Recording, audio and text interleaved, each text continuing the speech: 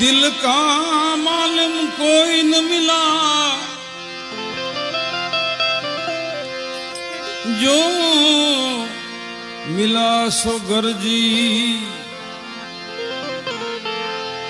दिल का मालूम कोई न मिला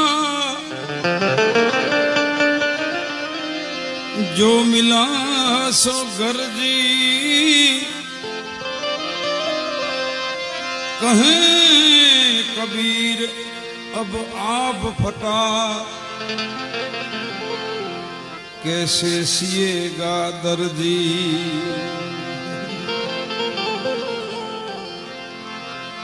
कहे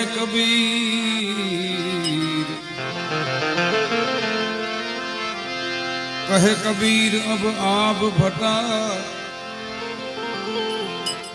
कैसे सिएगा दर्जी। रघुकुलरीत हे सदा चलिया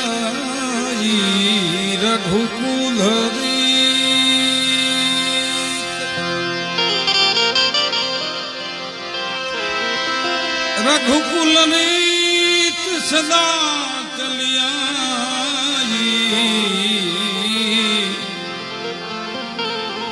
प्राण जाई परवचन जाई।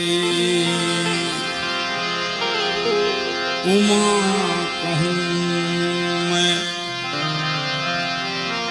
है अनुभव अपना। उमा कहूँ मैं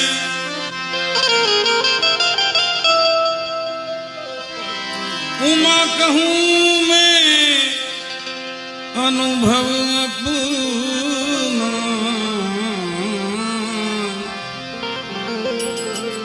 सत्य हरि भजन जगत सब सपना। सत्य हरि भजन जगत सब सपना। બધા પાછળ બેઠા એના કરતા થોડાક આગળ આવી જાય તો બધા દૂર દૂર જો શક્ય હોય તો ખુરશી છે એના માટે ખુરશી માટે બેસી જાઓ અને નીચે ફાવે તો નીચે બેસી જાઓ। એક સાધુનો પ્રસંગ છે। એક કીધું ને મેં આ જગ્યા આકાશી રોજીવાળી જગ્યા છે અને એક વિરક્ત આત્માએ આનું આયોજન કર્યું છે। એમાં કેમ શોભા વધે એ આપણી બધાની ફરજ છે। કેમ સારું થાય બાકી આમાં હુસાતુસી ને ખોટી મૂર્ખાઈ ને એવું ન કરવું જોઈએ। જ્યાં જાય હું નારાયણ સ્વામીજી કહેતા ખખણું રહેવાય એ કહેતા કે ભાઈ ખખણા રહ્યો તો બહુ સારી વાત છે।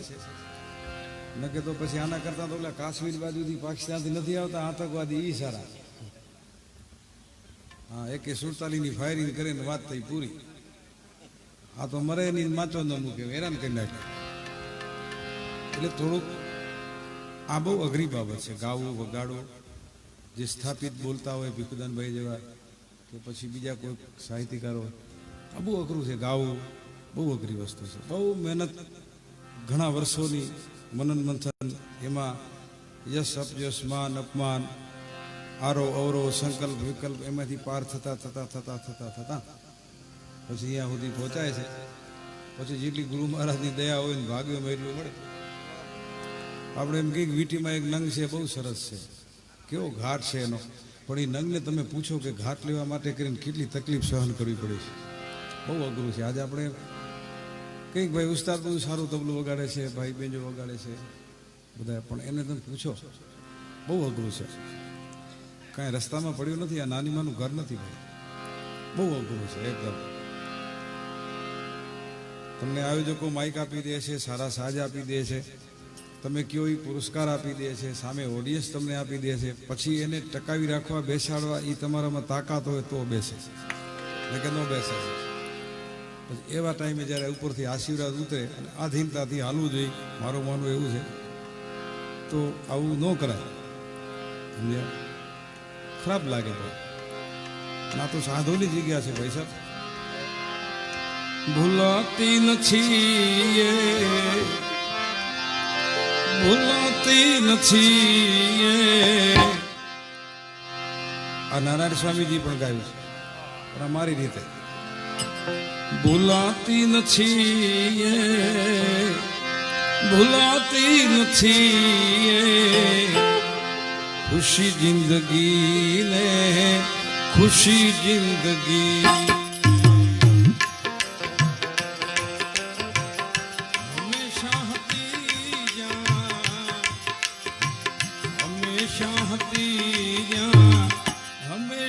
હતી જ્યાં ખુશી જિંદગી રે ખુશી જિંદગી રે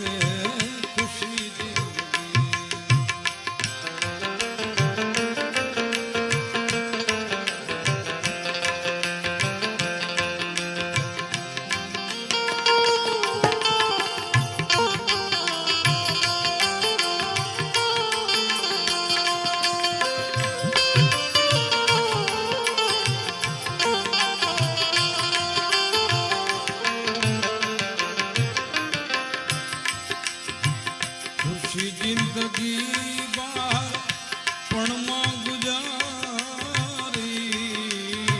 ખુશી જિંદગી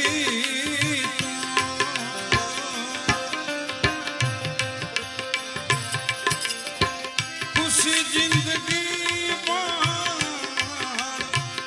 પણમાં ગુજારી ખુશી જિંદગી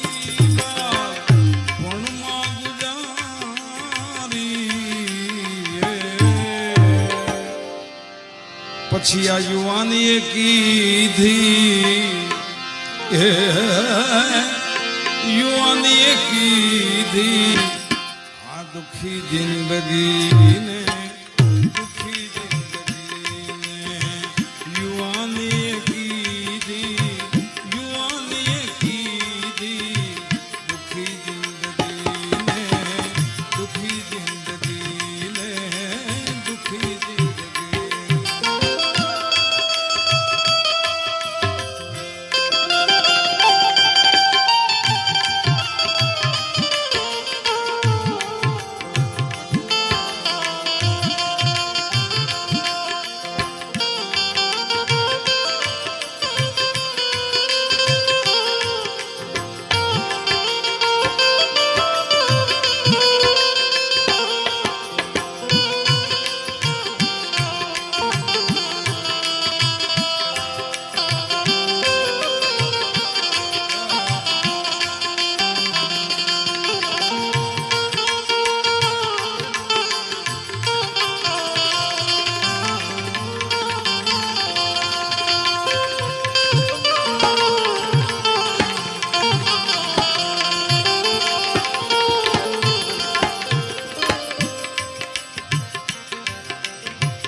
ચડી શરદી પૂને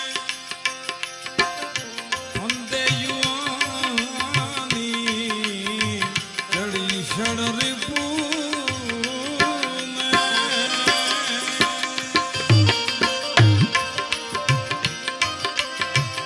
ચડી શરદી પૂને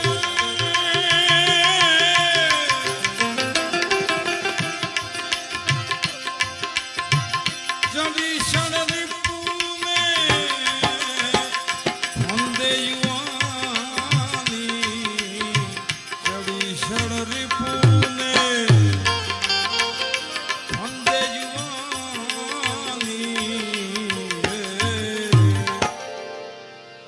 પછી બગાડે ઉમંગો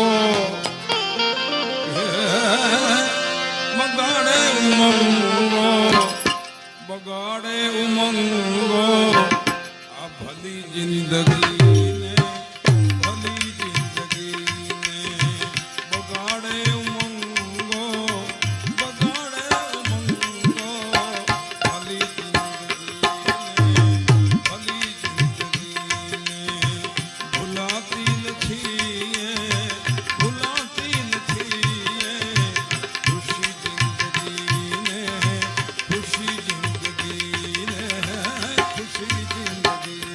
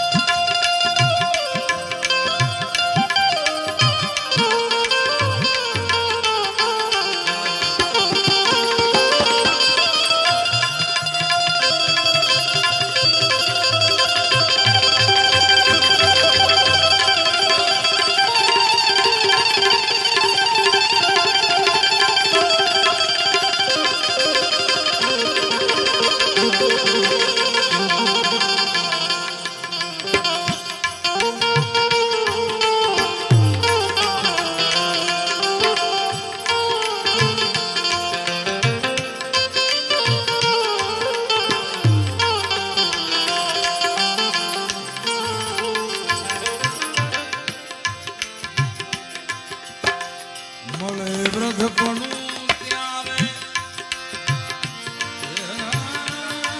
પસ્તાવો થાય.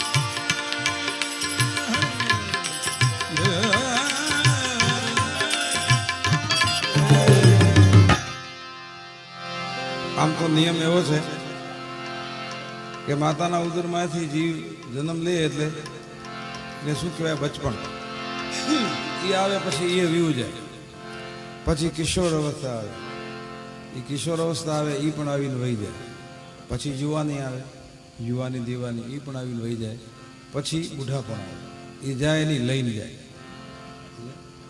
રોકાઈ જાય યુવાની વહી જાય સારું કામ કાંઈ થાય નહીં બુઢાપણ આવી જાય આંખે દેખાય નહીં કાને સંભળાય નહીં નાકમાંથી પાણી વ્યા જાય 3-4 ભેગા મળીને ભાઈને બેઠો કરે ત્યારે માન બેઠો થાય આવી પરિસ્થિતિ આવી જાય પછી શું થાય પછી દુઃખોમાં ગુજારે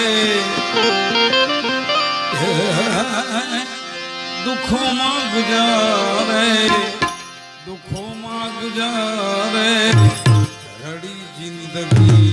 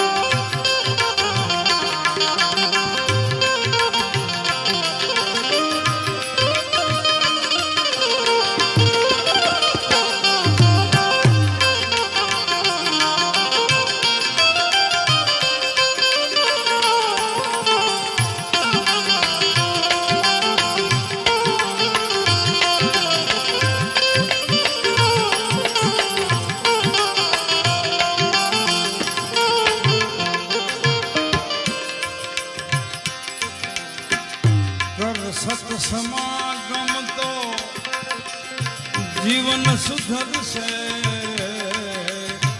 કર સત સમાગમ ભાઈ કર સત સમાગમ તો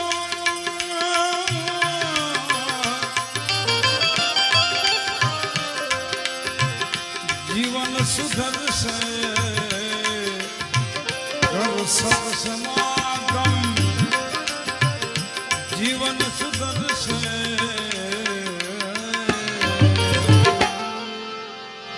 સત સમાગમ કર્યા પછી શું થાય કૃપા મુજ પ્રભુની દુઆઓ મળે છે દુઆઓ મળે છે આ ભલી જિંદગીને ભલી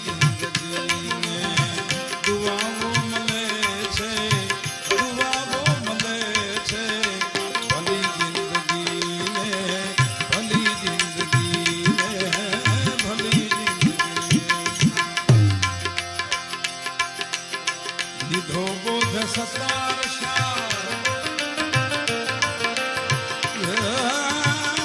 સદગુરુજી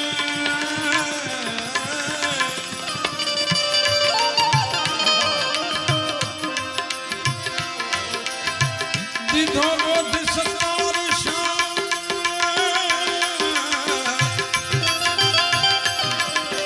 દીધો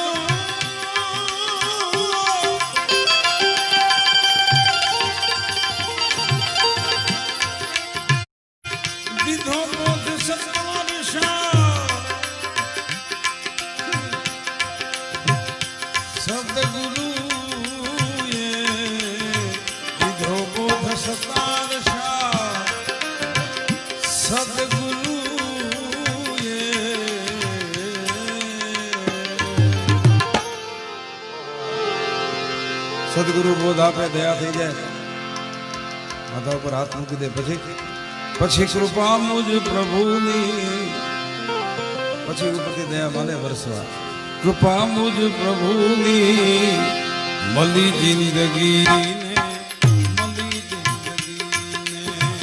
कृपा मुझ प्रभुनी कृपा मुझ प्रभुनी मली जिंदगी ने मली जिंदगी ने हमेशा हती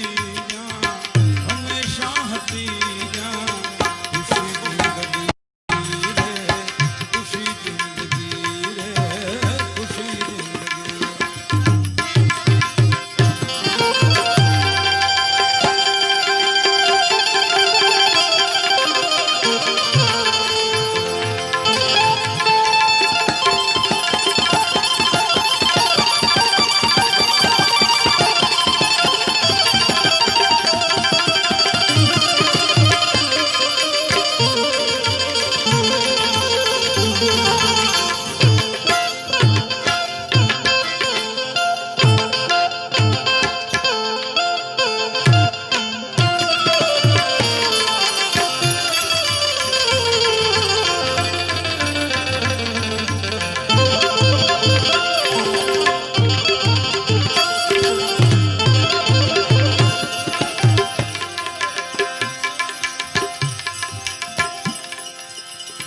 જો આપણા સંતો તો જો ભારત વર્ષના મહાપુરુષો નાથજી બહુ કઠિન તપશ્ચર્યા કરે છે ખડેશ્વરી અમે બિરાજ છે નાથજી એટલે નહીં વાદળ નહીં વીજળી ને આ નહીં ક્યાં મેઘના જોને મંડાણ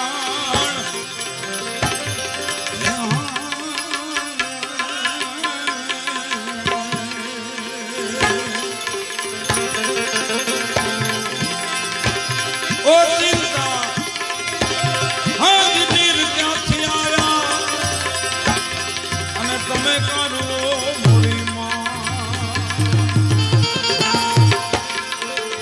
ભાઈ ભલો રે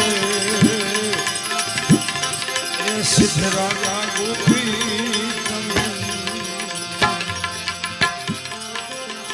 સોનલા બાજો ઠઢડાવ્યો ને આ રૂપા જાળી લીધી હાથ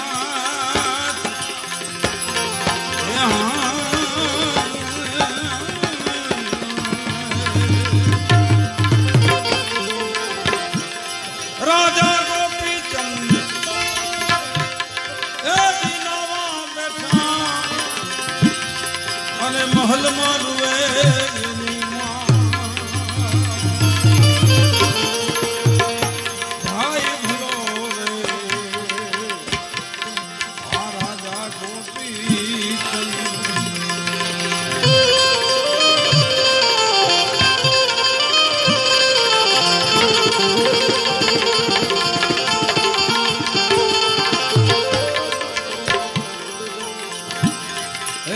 મારા રાજમાં કોઈ નથી દુખિયું ને અને તમે કાઢવો છો મોરી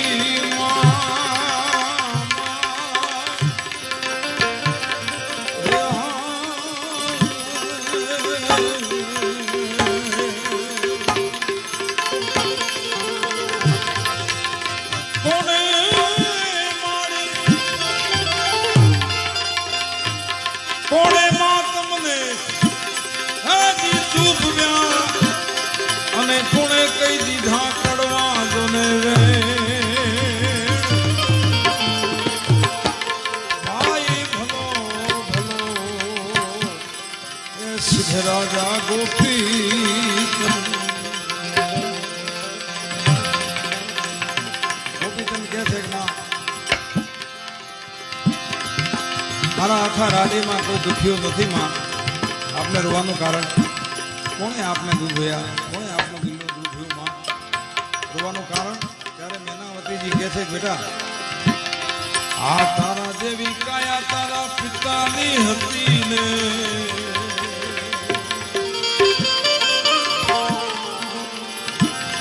અને હતી કંચન વરણી જો ને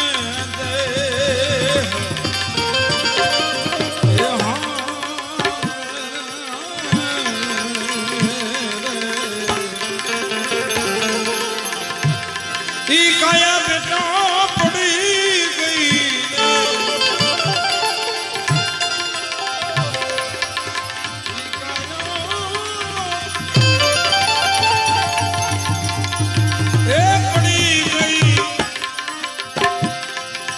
શમશાનમાં ઉડે છે ભાઈ ભલો ભલો આ ભલો ભલો ભલો રાજા ગોપીચંદ એ કહો માયા મેં કાશીએ જઈ આવીએ અને કહો તો જાય અમે હિંગળા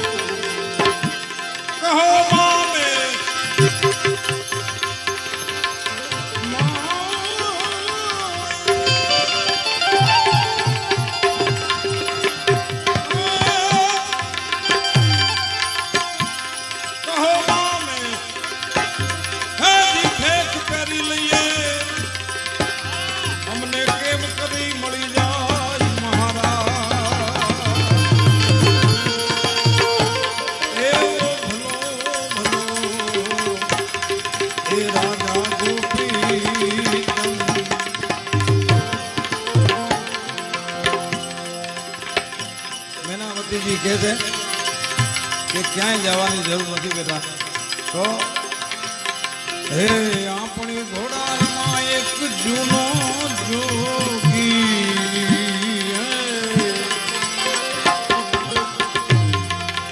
નવનાથ માલો જમે નાથ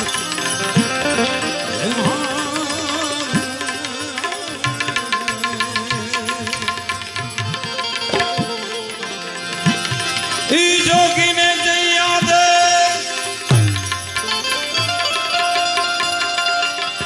आदेश करो ने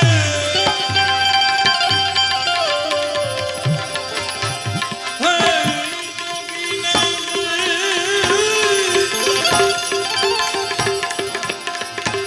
आदेश करो इस सिर पर धरी दे है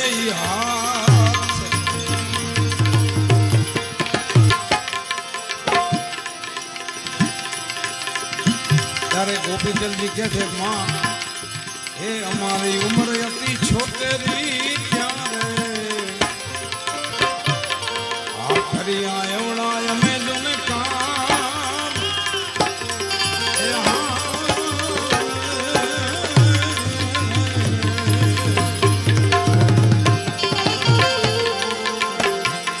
જોગી જાલંધરજી ને એ માં મેં કુએ નાખ્યા હવે કેમ કરી કરું એને હું પ્રણામ એ ભલો ભલો હે રાજા ગોપીચંદ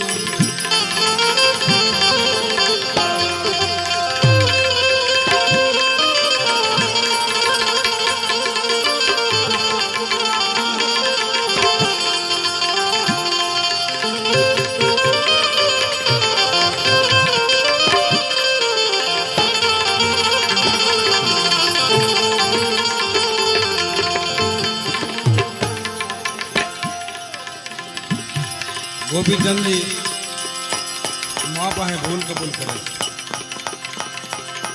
બે ઠેકાણા એવા છે જીવન જીવતા જીવતા કદાચ તમારા મારાથી ભૂલ થઈ જાય તો બે ઠેકાણા એવા છે અહીંયા તમે જો સાચા હૃદયથી કબૂલ કરી લ્યો તો બેડો પાર થઈ જાય બે ઠેકાણા છે એક ઠેકાણું છે મા અને બીજું ઠેકાણું છે સદગુરુ એની પાસે તમે જો ભૂલ કબૂલ કરી લ્યો સાચા હૃદયથી તો નિરાકરણ બહુ સારું આવે આજો ગોપીચંદજી મેનાવતીજી પાસે ભૂલ કબૂલ કરી છે માં બાલ્ય અવસ્થામાં સમજણમાં મેં ગુરુ મહારાજને કૂવામાં નાખી દીધા છે હવે આ પ્રણામ કરવાનું કહો છો હું પ્રણામ કરવા જાઉં અને ગુરુ ક્રોધાયમાન થઈને ક્યાંક મને શ્રાપ આપી દે તો મારું વહિત થઈ જાય માં પણ મા એ માન બીજા બધા વગડાના મા એક એવું પાત્ર છે ભાઈ સાહેબ મા બાપના એટલા બધા ઋણ છે આ જીવ ઉપર કે આના ચામડાના પગરખા બનાવીને કદાચ આપણે પહેરાવીએ તો ઋણમાંથી આપણે મુક્ત ન થઈ શકીએ એટલા બધા ઋણ છે મેનાવતીજી કહે છે કાંઈ વાંધો નહીં બેટા ગભરાતો તો હે પુતળા બનાવું તારા પ્રેમથી ને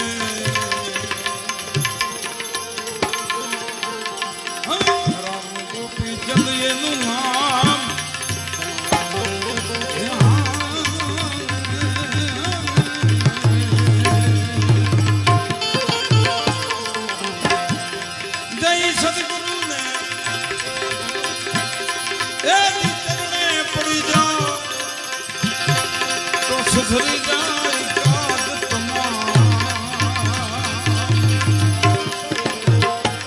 એવો ભલો ભલો એ રાજા ગોપી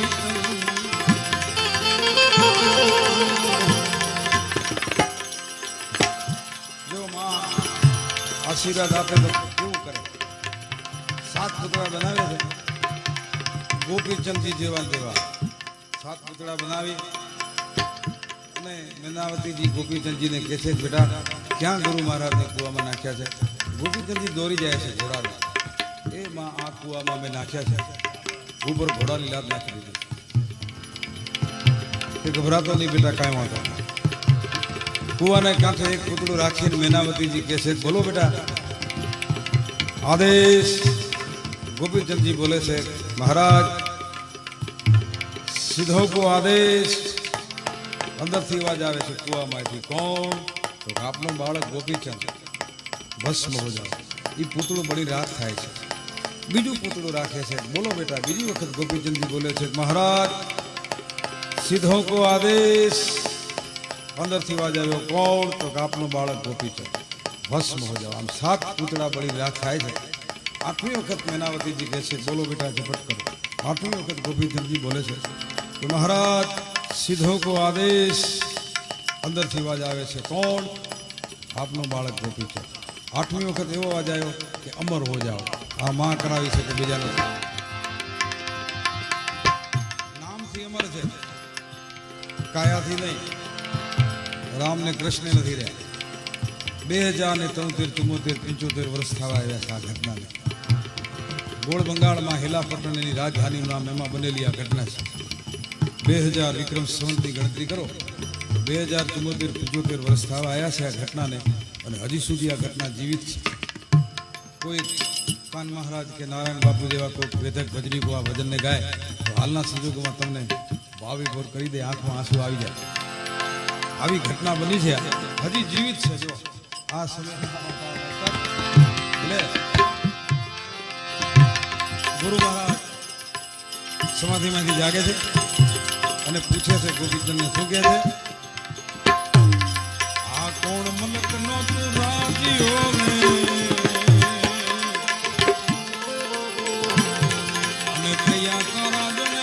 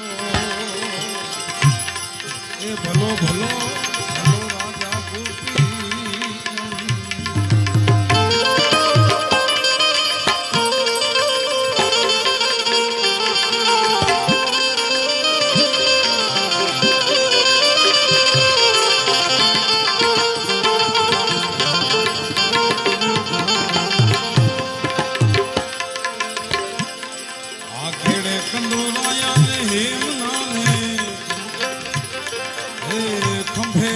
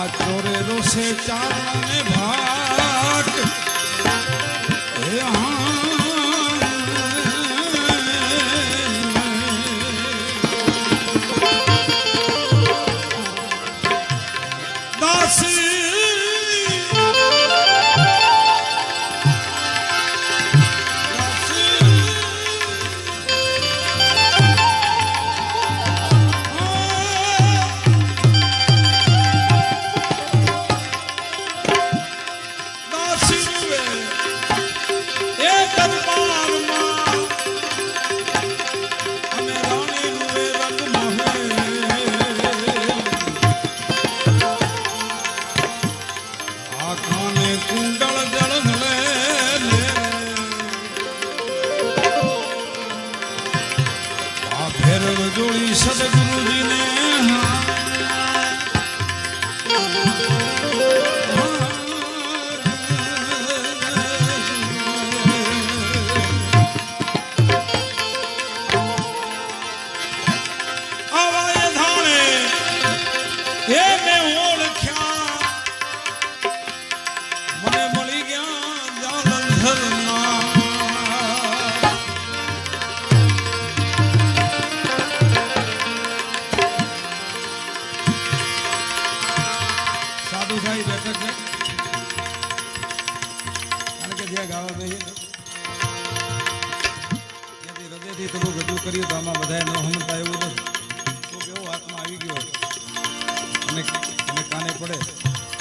खाली આપણે આશીર્વાદ દઈ દે તો આપણો બેડો પાર થાય બીજું કાંઈ ન થાય તો કાંઈ વાંધો નહીં જ્યારે છેલ્લો ટાઈમ આવે તો લચકા ખાવા ન પડે એટલે બહુ વાત પૂરી થાય નારાયણ હું તુજનમાં નારાયણ હું તુજનમાં કારણ હરિયા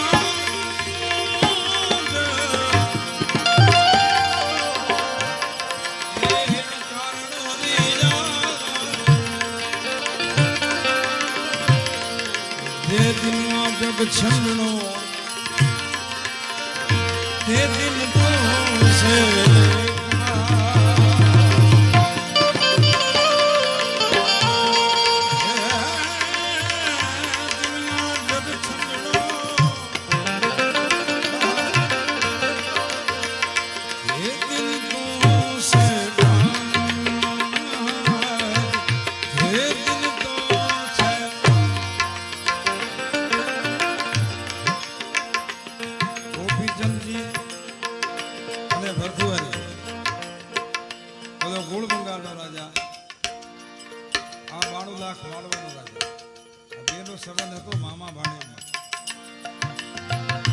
મેનાવતીજી ભરતુહરીના બેન થાય ભરતુહરીથી નાના એના ભાઈ વિક્રમાદિત્ય જેને સ્વંત લાગે છે ઉજ્જૈન જેની નગરી છે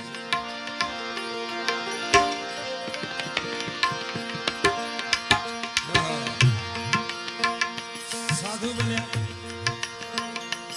રાજા હતા ભક્તિરાજ સંન્યાસ की थोड़ी रुचि जाने राजा માંથી સંન્યાસ ધારણ કર્યો साधु बन्या तो स्वाभाविक है कि नाम पड़ी जाए मरण में विधि थाय छे ई थाय छे पिंडदान देवाई जाए छे नामकरण बदली जाए छे जाति मरी जाए छे मारा गुरु महाराज था उस्ताद तो ख्याल वीर भारती जी महाराज घणा वर्षों रहा एनी खूब दया रही अमरा ऊपर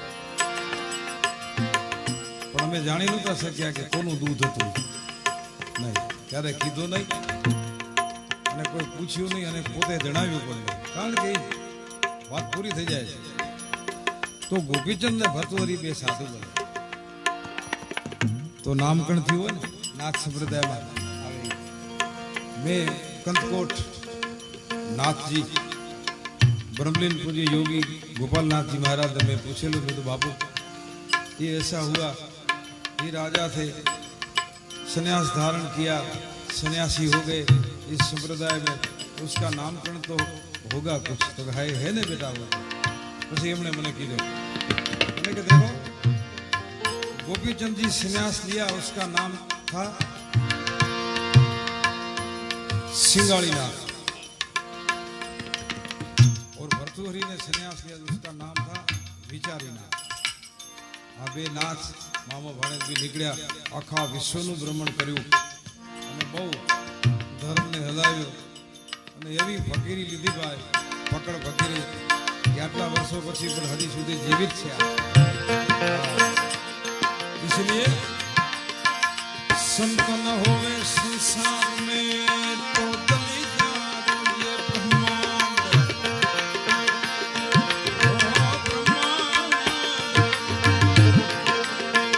संत न हो तो संसार में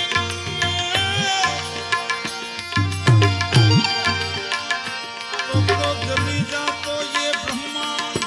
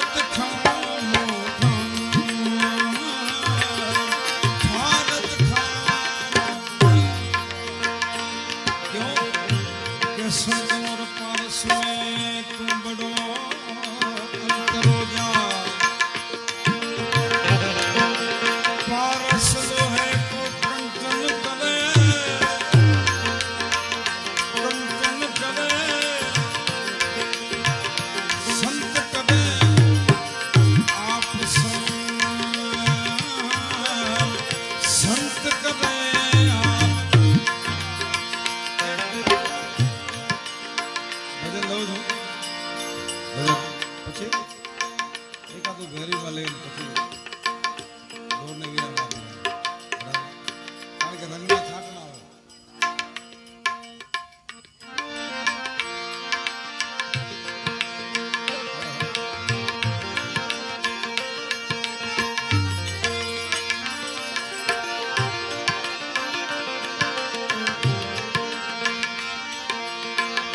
પ્રેમ ભૂલી અને પ્રેમમાં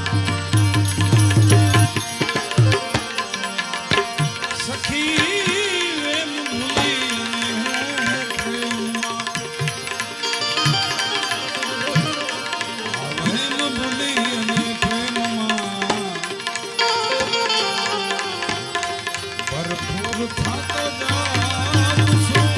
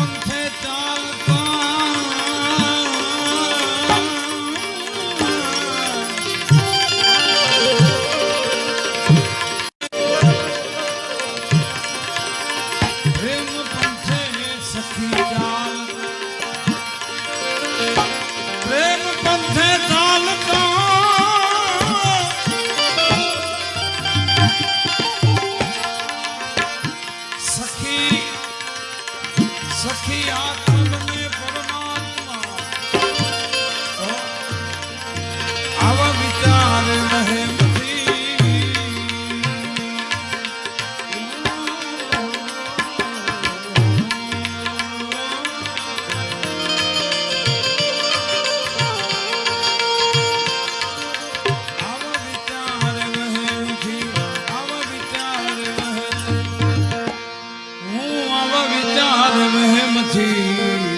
હવે દૂર થતો જાઉં છું. એ ખોટા પ્રેમ ભૂલી અને પ્રેમમાં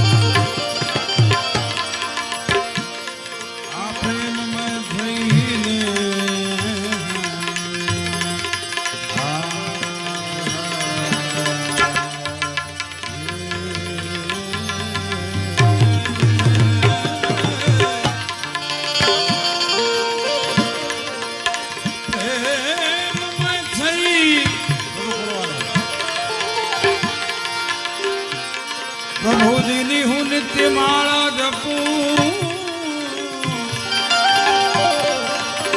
પ્રેમ મેં થઈને રે હું નિત્ય પ્રભુજીની માળા જપું પછી હું ભક્ત કેના ઉપનામથી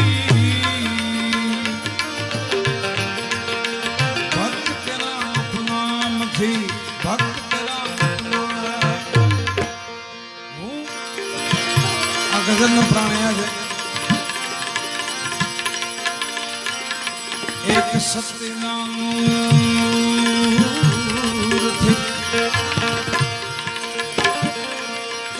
સતીના મૂળથી છે આખા વિશ્વની ઉત્પત્તિ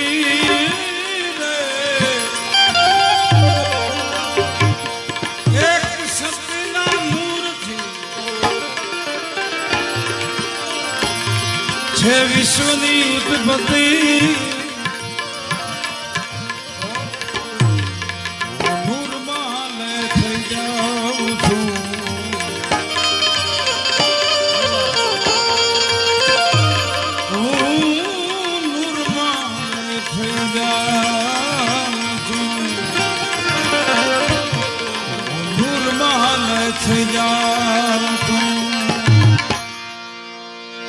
હું નૂરમાં થઈ જાઉં છું. નૂર કહેતા પ્રકાશ અજવાળો. હું નૂરમાં થઈ જાઉં છું અને હવે નૂર થતો જાઉં.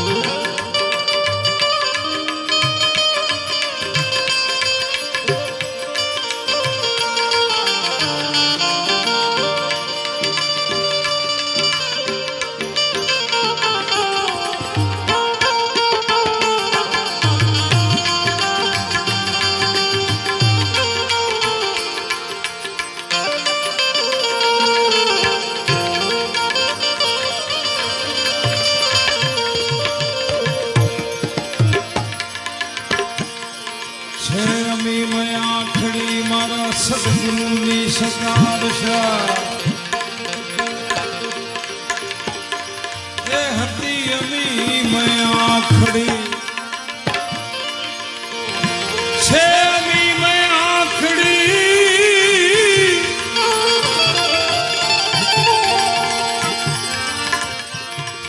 એ મારા સદગુરુની સકારશા.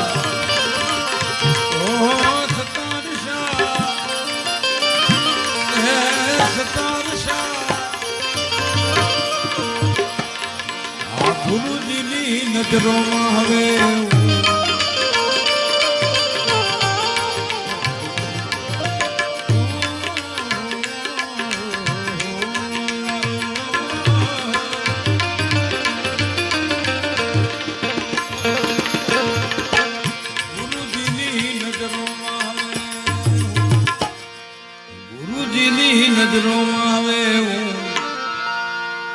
ગુરુજીની નજરોમાં હવે હું મંજૂર થતો જાઉં છું.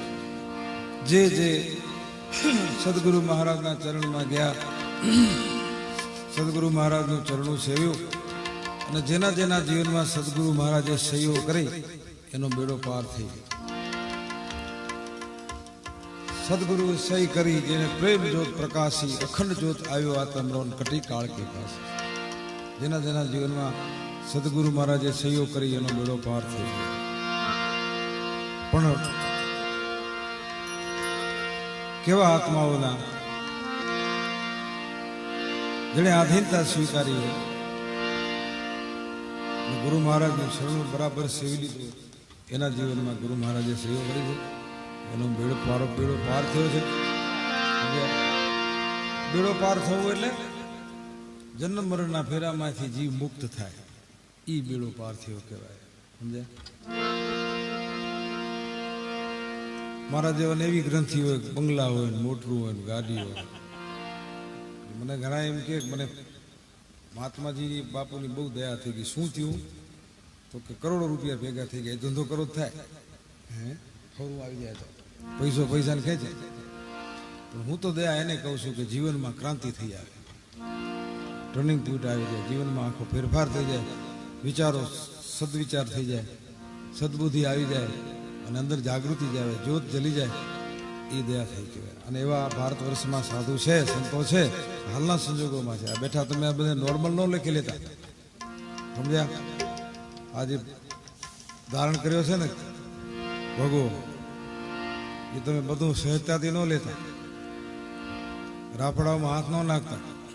ક્યારેક નીકળી આવે હોરી ભડાકો કરે સીધો.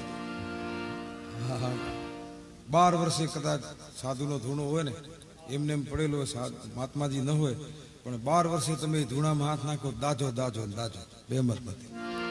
ધૂણા ફૂંફોડવા નહીં. સંન્યાસીઓને બહુ આદર દેવું જોઈએ, આપણો ધર્મ છે. અને હું તો એકવાર જોઈને હલ્યો છું, ભાગ્યો ઉસ્તાદ, સમજ્યા? હિંમતનગર એક વખત હું ગયેલો, જરણેશ્વર મહાદેવ પર લક્ષ્મણ ભારતીજી મહારાજ, હાજી પેલી સંતવાણી કરી. શ્રાવણ માસ સોમવાર સંતવાણી થઈ ગઈ. અમે અહીંયા કચ્છમાંથી સાજીદા બધું લઈને ગયા હતા. બ્રહ્મ મુહૂર્તમાં બધાને વિરામ આપી દીધો. પછી બાપુ તો આખા ગામની અંદર, તમને ખબર છે ઉસ્તાદને, તો એ સાયકલ લઈને આટો મારે, જે પૈસા થાય ને એમાંથી ફૂલ ને આન થઈને શિવજી મહારાજનો શણગાર કરી દે. એવા છે વાતો, છતાં લોકો એમને હેરાન કરે છે. હોય એ તો પ્રાચીન કાળમાં પણ હવન થતા, એમાં હાડકા ઉમા રાક્ષસ આવતા પહેલાથી. આ રિવાજ હજી હાલ્યો આવે છે. તો પછી અમે એ કે દેખો મને કે બેઠો ઇધર તો મેં તમારી વ્યવસ્થા કરી. તો બાપુ જોડી કાઢી, જોડીમાં જાગી, અને બીજું તો શું હોય.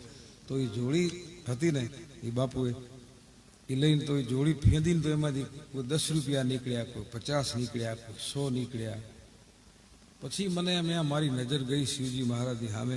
મેં તો મારે અવતારે ફેર, અને આ બ્રહ્મ મુહૂર્ત શ્રાવણ માસ, અને હું સાધુની જોડી ફીંદાવું છું, આ મારા લક્ષણ છે. મેં કીધું આ રેવા નહીં દે કાંઈ આપણું બાકી. મેં તો બાપુ આ બધું હંકેલી નાખો જોડીમાં પાછો. મને કે કેવું? મેં તો બધું કરી લેશું, આટલું કેટલી વખત થયું છે આપની દયાથી, અને થઈ જશે. હાલો કીધું આપણે કચ્છ ભણી. ગાડીને માર્યો સેલ. મેં તો હવાના પોરમાં સાધુની જોડી ફીંદાવી આપણો ધર્મ નથી ભાઈ સાહેબ. એટલે સન્યાસીના પૈસા બહુ ધ્યાન રાખવું, ગાભા કાઢી નાખ્યા. મારા ગુરુ મહારાજ એમ કહેતા કે તમે મને આ પગમાં બધા પૈસા મૂકી જાઓ છો ને, એ કે તમે મોટું કામ નથી કરતા, એ કે અમારામાંથી ઉપકાર નથી કરતા, આ તમે તમારા પાપ અમારા પગમાં મૂકી જાઓ છો, પછી અમારે બહુ ભજન કરવું પડે છે. એ કે આ પાપ તમે કરો, ભજન અમારે કરવું પડે. એટલે એવું છે બાપુ. એટલે હું કે હારું નથી લગાડતો કે ઓલું નથી લગાડ, હકીકત છે, વાસ્તવિકતા છે, કહું છું. તો એકાદું ભજન લઈ અને પછી આપણે ભેરવી તરફ જઈએ. હા,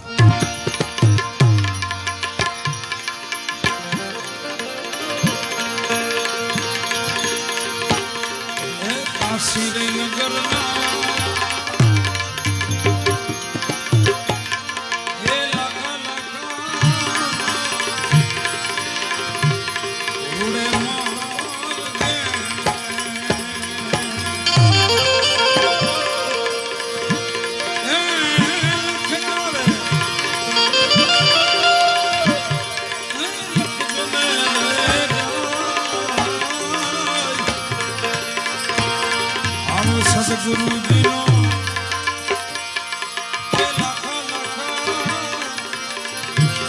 એ સંદેશ એ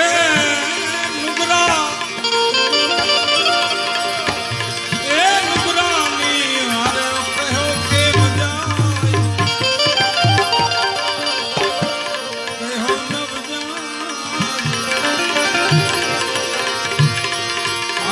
સિરે મગરના એ લાખા લાખા આ જો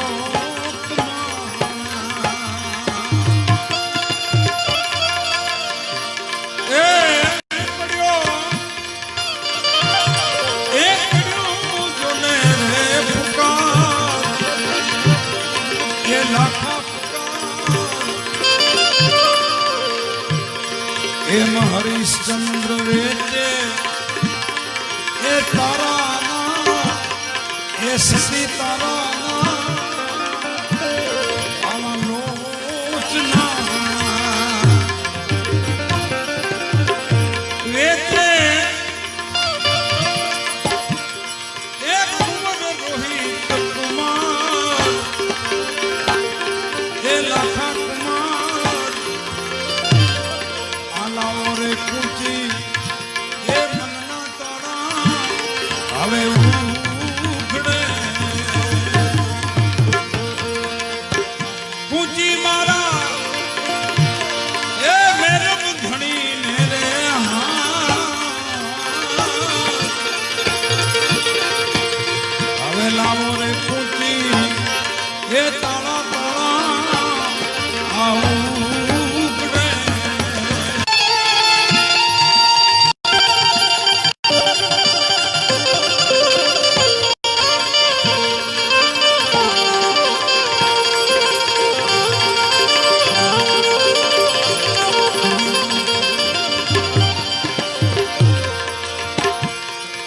ધરારે આકાશ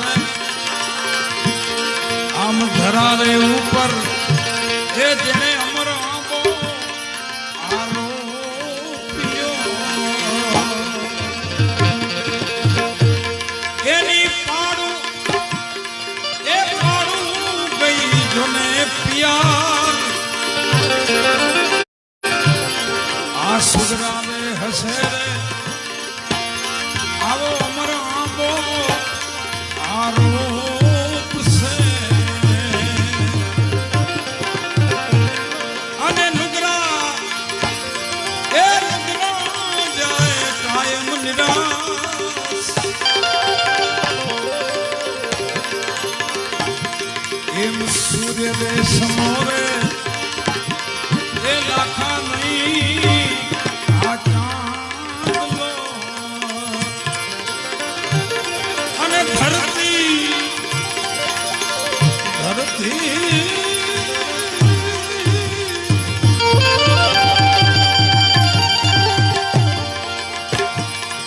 એ ધરતી સમો ક્યાંય નહીં આભ એમ ગુરુજી સમો રે એ લાખા નહીં આ તેલો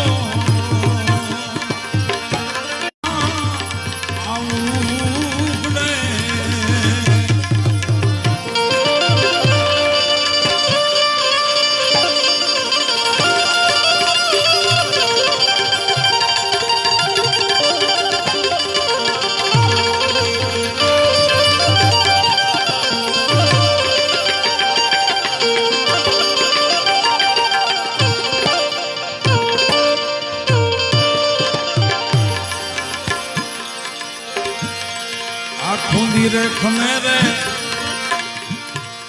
એ લાખા જોને આ ધરતી અને વાઢી એ વાઢી ખમે જોને વલરાજ આમ કઠણ રે વચન રે એ લાખા કોઈ એ સાધુ ખમે અંતે એ સાયન નીર જોને સમાય એ લાખા સમાય એમ લાવો રે કુંતી એ મનના તાળા ઉગડે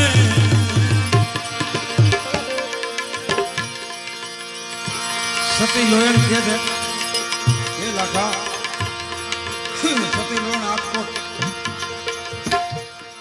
લુહારના દીકરી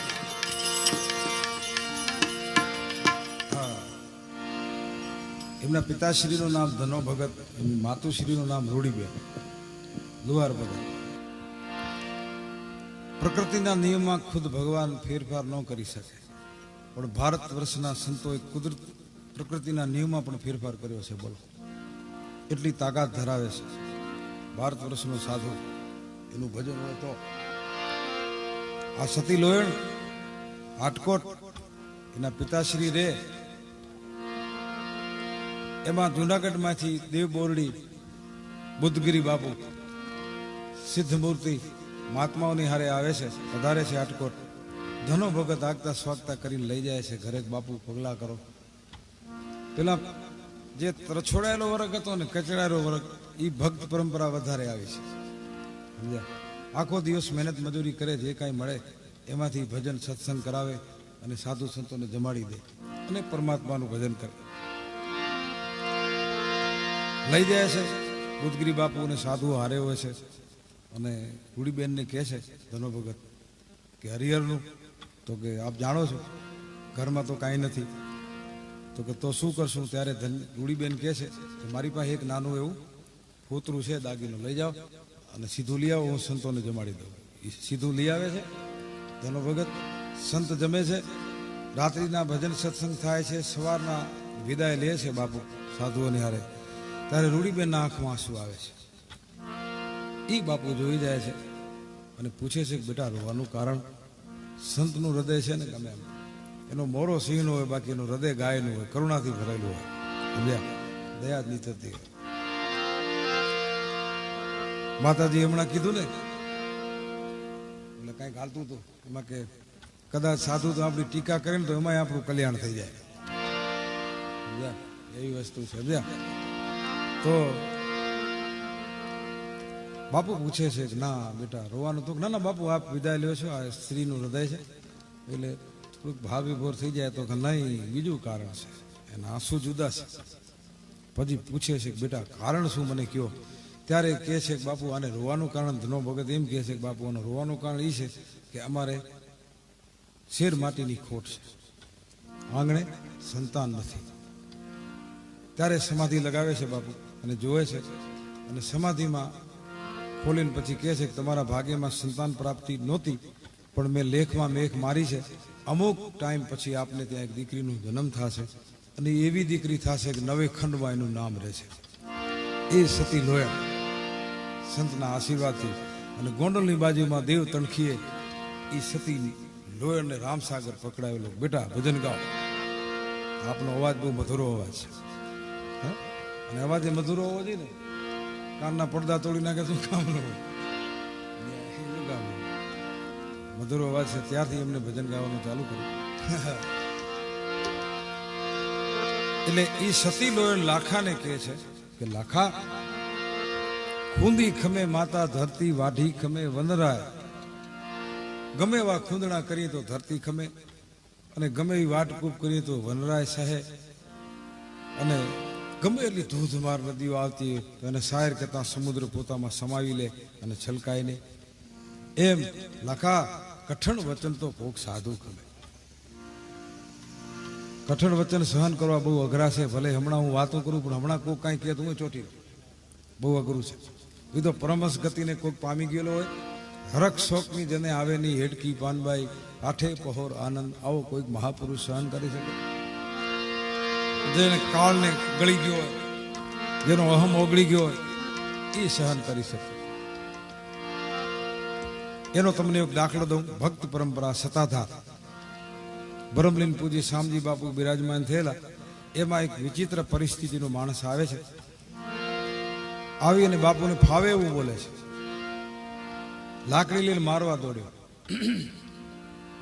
સેવકગણ પકડીને કીધું બાપુ આપને ફાવે એવું બોલ્યો છે, લાકડી લઈને મારવા દોડ્યો, આપ કહો તો આપણે કંઈક સજા કરી. ત્યારે બાપુ કહે છે કે ના ના ના ના, અને સજા ન કરાય. તો કે તો આને હરિહર કરાવો અને એને પૈસા આપો. બાપુ બધી આવે એને આમ જ આપતા. અને એનું નામ રોશન કર્યા વાળા અત્યારે એવી એક ધજા દેખાય છે, વિજય બાપુ. મસ્ત સાધુ, હા, જ્યોત જલે છે. હા, સેવક ગણે હરિહર કરાવ્યું, પૈસા આપ્યા, વિદાય આપી, માણસ નીકળી ગયો. પછી એક નજીક હતા, એને પૂછ્યું કે બાપુ કઈ સમજાણું નહીં, આપને ભાવે એવું બોલ્યો, લાકડી લઈને મારવા દોડ્યો, છતાં આપણે પૈસા આપવાનું કહ્યું ને વસ્ત્રો જમાડવાનું કહ્યું. ત્યારે એ ભારત વર્ષના સંતે જવાબ આપ્યો છે આપા ગીગીઓના મંદિરના પટાંગણમાં કે એની પાસે હતું એણે આપ્યું, મારી પાસે હતું મેં આપ્યું. જેની પાસે જે હોય मारी पाए हो हूँ आपू तमने बीजो आप नवज कर दिया जिसमें जितनी हो इतनी दे दिखाई न होवे तो और कहां से लाई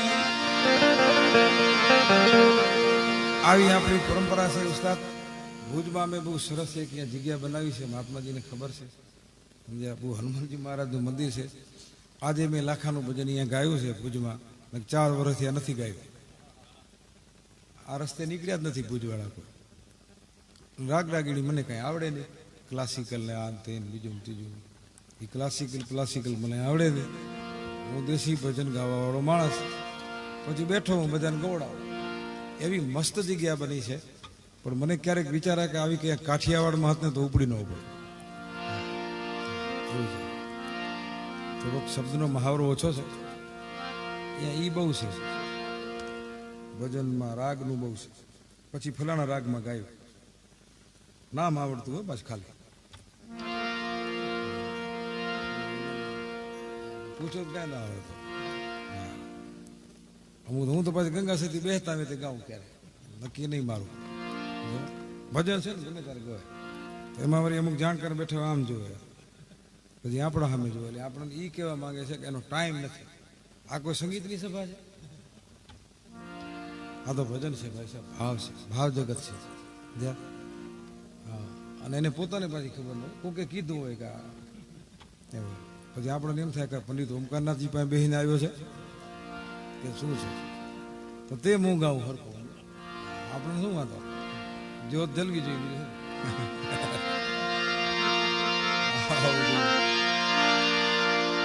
આવી પરંપરા છે પછી ગોળ કે છે લાખા એ લાખો માં લાખો એ લેખા તો એ કદ તો કાઈ એ માણે હુદા તુને મૂ એ કરણી રે ચૂકી ગયો એ લાખો લાખો આખો દિયો એ થઈ ગયો એ કોની કેરા જોને મૂ એ કોની કેરા મૂ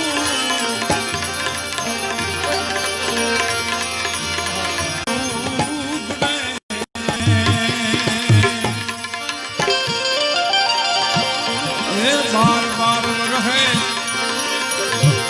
सदगुरु जी याद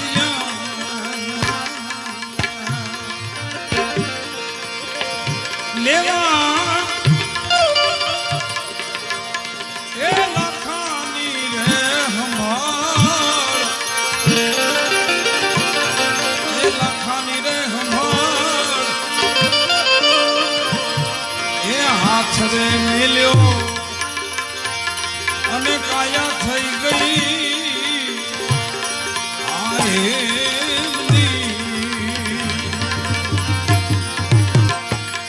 અને બોલ્યા આ સતી લોયણ દુનિયા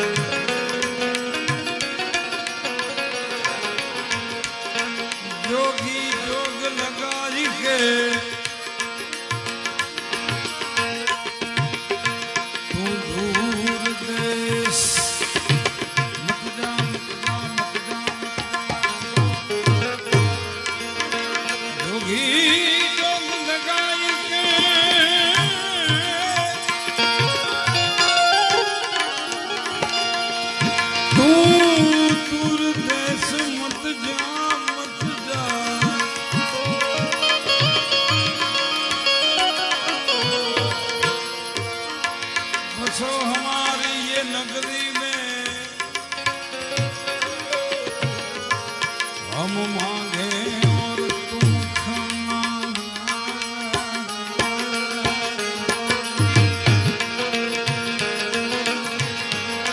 पर जोगी जोग लगाई के मोरे दिल में दे गए दाग जोगी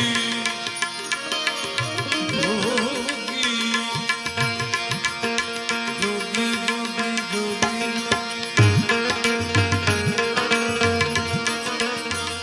जोगी जोग लगाई के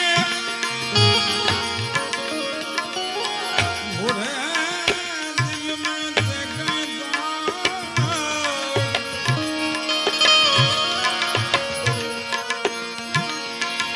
जैसी धुनी अतीत की जब खोलो प्रेम दुगीरा जोली लैले प्रेम दुगीरा जोली लैले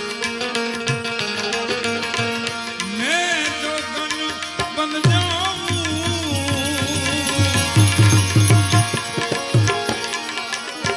सामे किनारे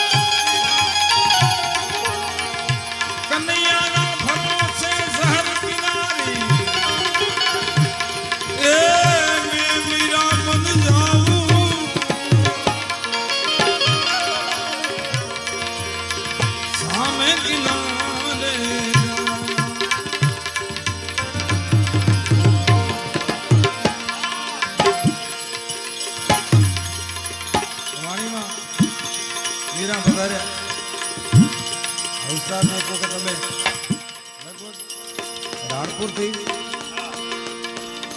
રાજકોટ તરફથી જતા હતા ને બાઉન્ડ્રીથી હું આ બાજુ કચ્છ બાજુ અમે ત્યાંથી પેલા લગભગ 2.5 કલાક હારે મુસાફરી કરી એમાં મીરાની વાત ચાલુ થઈ રાબિયા બસરીની વાત ત્યારે ઉસ્તાદ પાસેથી મને મળી સોભી પરંપરા એ ગાડી હું હલાવતો તો ઉસ્તાદ બાજુમાં બેઠા હતા એક બાજુ એ રોતા હતા અમે બે સતત 2.5-3 કલાક રોતા આવ્યા અને આ બધી વાતો કરતા અને એ જે હળવા ભૂલ થયા આખી દીધી આવું છે બધું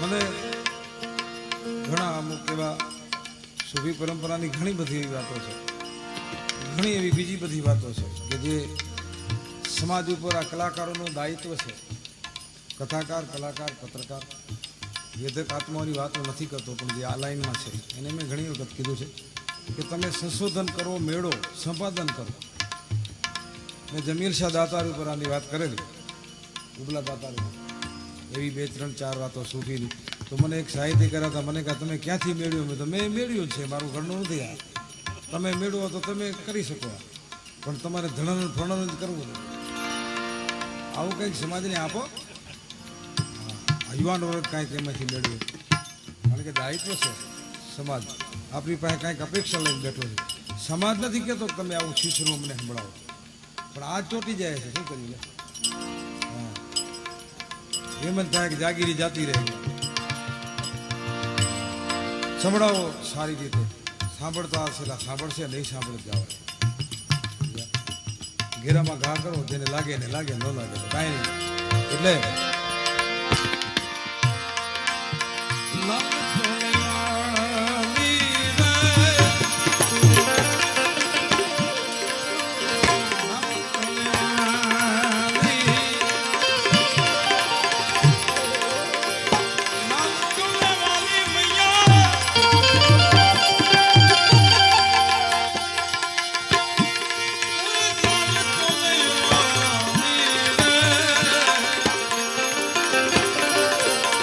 જય જય જવાલા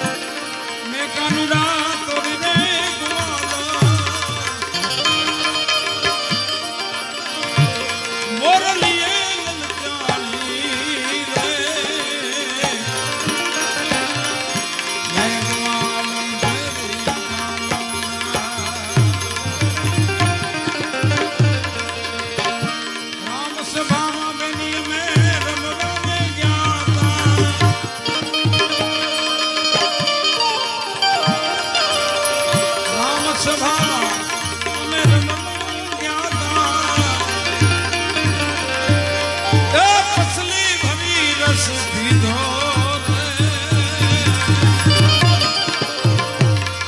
આજે રામ સભામાં બેની અમે રમવા આ રામ સભામાં બેની અમે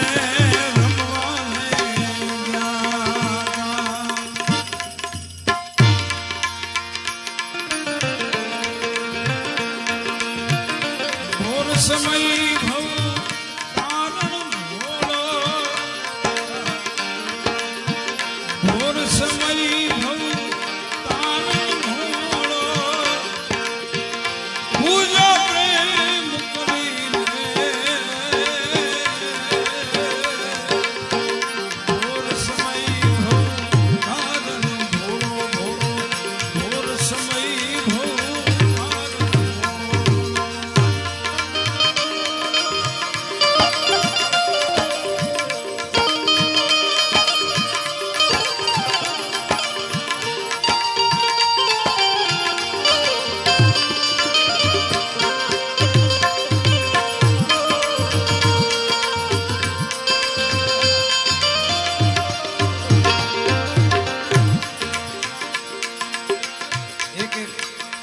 પ્રભાતીના મુકડા સુર બહુ ઊંચો છે તાર સત્સંગમાં મારું કામ ને એટલે બેજમાં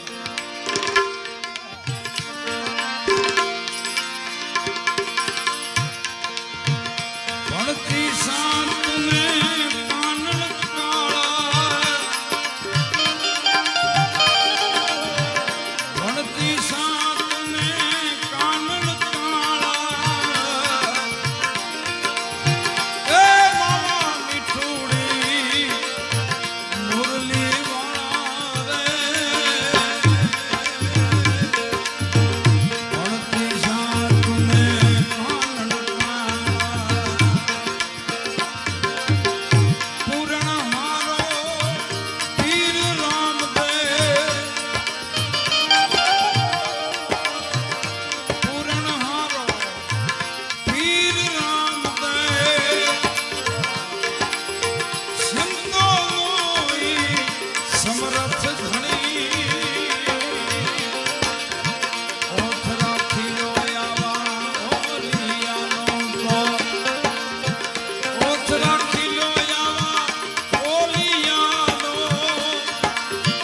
रिधि सिद्धि आपे घणी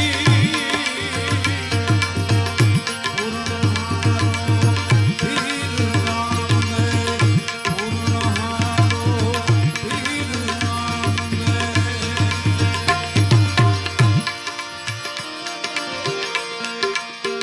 एक वक्त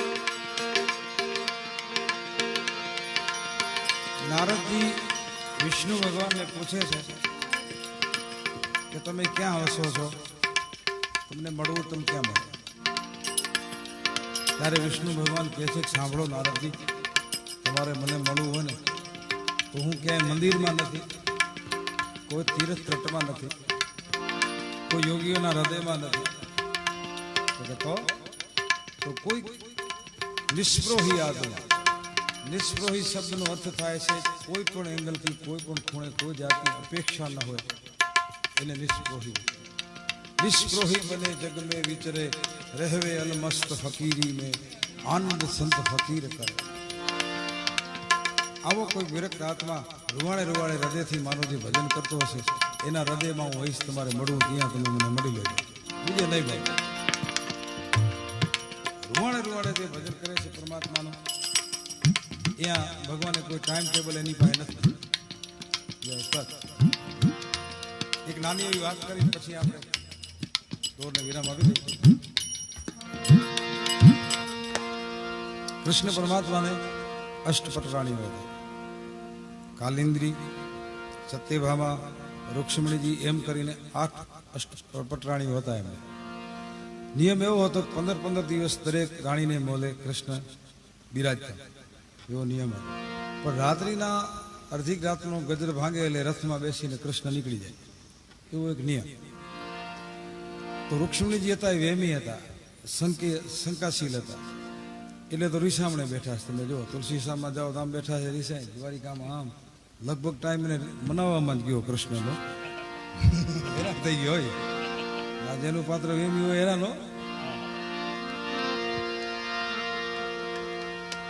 પછી રૂક્ષ્મણીજીને વેમ પડે છે કે અડધી રાત્રે જાય છે ક્યાં? ક્યાં જાય છે? સત્યભામાને પૂછે છે કે કૃષ્ણ આપને મોલે પધારે ત્યારે અડધી રાતના ગજર ભાંગે નીકળી જાય છે? તો હા એ નીકળી જાય છે. તો તમે કાંઈ પૂછ્યું નહીં? તો કે ના, હું એવા ચૂંચુપાતમાં નથી પડતી, મેં કાંઈ પૂછ્યું નથી. તો કે કાંઈ વાંધો નહીં, મારે મોલે આવે ત્યારે વાત. એ મોલે પધારે છે નિયમ પ્રમાણે. અડધી રાતનું ગજર ભાંગે છે, કૃષ્ણ રથમાં બિરાજે છે, રથ નીકળે છે. રૂક્ષ્મણીજી પાછળ પાછળ, થોડીક વાતને ધ્યાનથી સાંભળજો, એ પાછળ પાછળ જાય છે જોવા માટે કે કૃષ્ણ ક્યાં જાય છે અડધી રાત્રે. એમણે પણ રથ તૈયાર કર્યો, એ પણ પાછળ પાછળ જાય છે. આગળ હાલે છે, એક મોટો દરવાજો આવે છે, એમાં કૃષ્ણનો રથ જાય છે, અંદર પ્રવેશ કરે છે.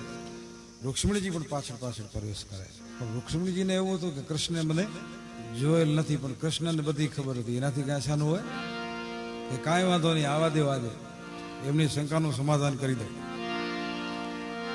કૃષ્ણ એ રથમાંથી ઉતરી અને એક બીજો દરવાજો હોય છે ખોલે છે. રૂક્ષ્મણીજી પાછળ પાછળ પાછળ જાય છે. દરવાજો ખોલીને કૃષ્ણ અંદર જઈને દરવાજો બંધ કરવા માટે આમ સન્મુખ થાય છે. રૂક્ષ્મણીજી સામે દેખાઈ જાય છે. રૂક્ષ્મણીજી કૃષ્ણને જોવે છે અને શરમાઈ જાય છે. ઓહ, આ તો કૃષ્ણે મને જોઈ લીધી, આ ખોટું થયું. પણ કૃષ્ણ કહે છે કાંઈ વાંધો નહીં, અંદર આવી જાય. અંદર લઈ લે છે, દરવાજો બંધ કરે છે. પછી એક પલંગ હોય છે મોટો, એના પર એક વ્યક્તિ સૂતેલી હોય છે. એ વ્યક્તિ આખી વાળથી ઢંકાયેલી હતી, એની પગની પેની પણ નહોતી દેખાતી, આખી વાળથી ઢંકાયેલી વ્યક્તિ હતી. ત્યારે રૂક્ષ્મણીજીને એમ થાય છે કે હા, આ કોઈક સ્ત્રી પાત્ર છે, એટલે કૃષ્ણ અહીંયા આવે છે. એટલા લાંબા વાળ ન હોય, મારો વેમ સાચો. રૂક્ષ્મણીજીને અંદરથી હરખાય છે. પછી કૃષ્ણ બધો કાળીઓ ઠાકર એને મુખ તરફ લઈ જાય છે, પલંગના જ્યાં વ્યક્તિનું મુખ હોય છે એ બાજુ વાળથી ઢંકાયેલો હોય છે. એ રૂક્ષ્મણીજીને ઉભા રાખીને વાળ ઉપાડે છે કૃષ્ણ. વાળ લઈને રૂક્ષ્મણીજીને કહે છે કાને ધરો. એ જેવા રૂક્ષ્મણીજી એક વાળ કાને ધર્યા તો એક એક વાળમાંથી અવાજ આવતો હતો, શ્રી કૃષ્ણ શરણમ, શ્રી કૃષ્ણ શરણમ, શ્રી કૃષ્ણ શરણમ, શ્રી કૃષ્ણ શરણમ. રૂવાડે રૂવાડેનું ભજન થતું હતું ભાઈ. આમ કરીને આમ કરીને આમ વાળનો ઝાટકો માર્યો તો વાળ એક બાજુ થઈ ગયા. એ વ્યક્તિનું મુખારવિંદ દેખાડું, મોઢું દેખાડું. તે કોઈનું તો અર્જુનજી હતા, બોલો. કારણ કે એમના અર્જુનના વાળ બહુ લાંબા. પછી બહુ ભોંઠા પડે છે રૂક્ષ્મણી. પછી કહે છે કે જો રૂક્ષ્મણીજીને કે આ જો મારો પરમ ભક્ત છે અને રૂવાડે રૂવાડે મારું ભજન કરે છે, એટલે મારે અડધી રાત્રે એની પાસે આવવું પડે છે. એટલે જે આત્મા રૂવાડે રૂવાડેનું ભજન કરતો હોય તો આવે આવે આવે ને આવે, એમ જ નથી. 100% સત્ય વાત છે. અમે તો ખાલી કાલાવાલા આવા કરતા હોય છે, તોય સંકટમાંથી પાર પાડે છે 100%. તો